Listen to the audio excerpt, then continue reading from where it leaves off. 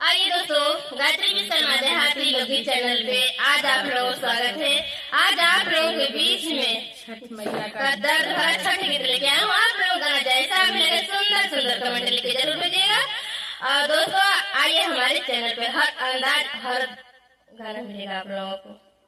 बीच भावरा में छठी मैया नाव गईनी डगमगाए।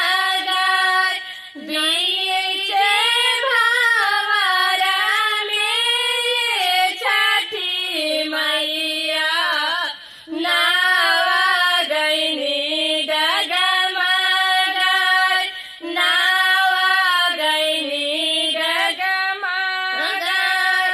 कोई नहीं हवाई सी जगह में नाव के होखे वहीं।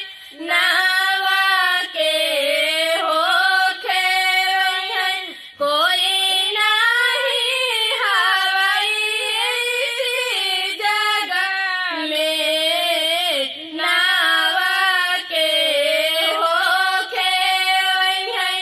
नाव के होखे वहीं।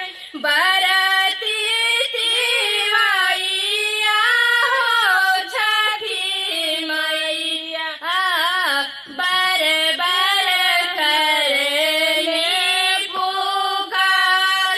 बर बर करले पुकार। बरती तिवाइया छठी मैया बर बर करले पुकार। बर बर करले पुकार। कोई नहीं लौकई सी जगह में। कोई नहीं लौकई सी जगह में। छठी मैया लगती उसार। छठी मैया लगती उसार। कोई नहीं लौकई सी जगह में। छठी मैया लगती उसार।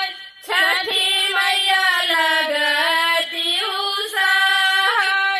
बीच भावरा में छठी मैया नाव गईनी डगमगाए। नाव गईनी डगमगाए। बीच भावरा में छठी मैया नाव गईनी डगमगाए। नाव गईनी डगमगाए।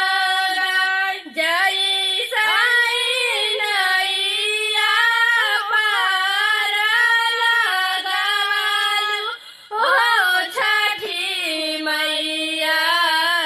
भरी दागो दिया हमार। भरी दागो दिया हमार। जय